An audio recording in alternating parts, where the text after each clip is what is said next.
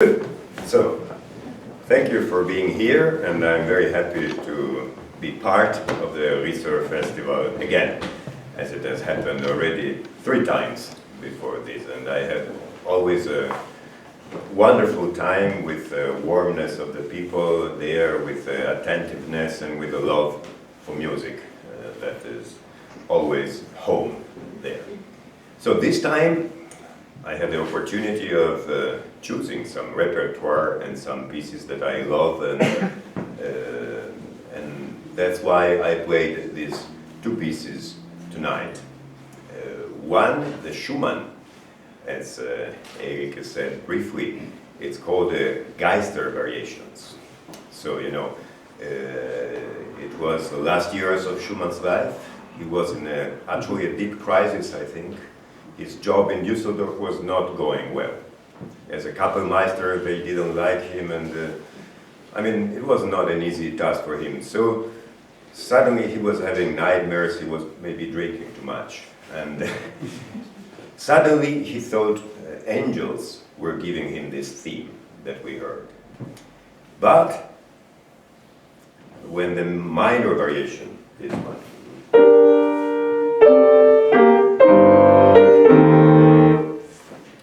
came, and you hear it's very tormented one. He decided, well, he felt he jumped into the Rhine.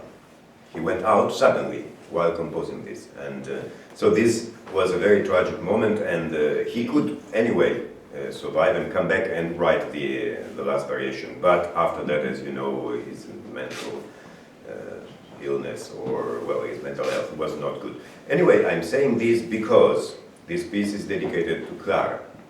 Of course, Clara Schumann was his wife and his inspiration since the youth. And she didn't want anybody to have it or even to look at it. Only Brahms was able to know the theme, and he wrote variations on the same theme. That's why I thought of making one concert with this very strong relationship between Clara, whose trio is played, is not often played, but it's a wonderful, full of passion, and it's actually very Schumannesque in the language. It could be also Robert. They were really one thing. And then these theme and variations, and the Brahms theme and variations. To end with Frauen, Liebe und Leben, you know, by Schumann, it's really the depiction of life of a woman or his wife. So this is one of the central themes. Also women, so the influence of women on composers. So we have, we are starting the festival with Mahler, with the quartet Sath that he wrote very early, actually when he was still in school.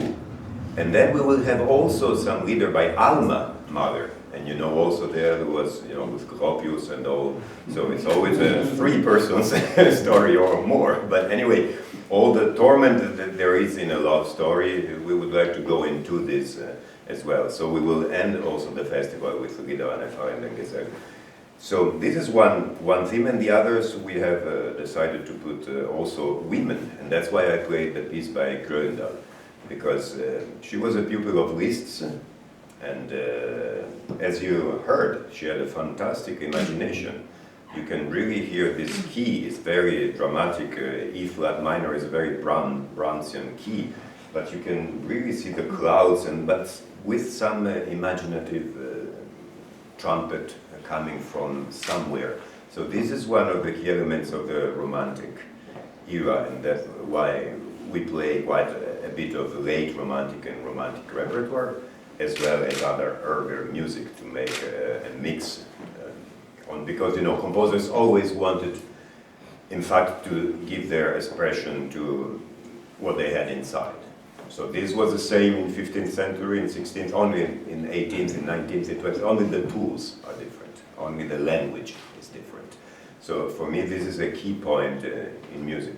And then women, so we found together with, now I will talk also a little bit about the musicians invited, a wonderful young Italian pianist, Saskia Giorgini.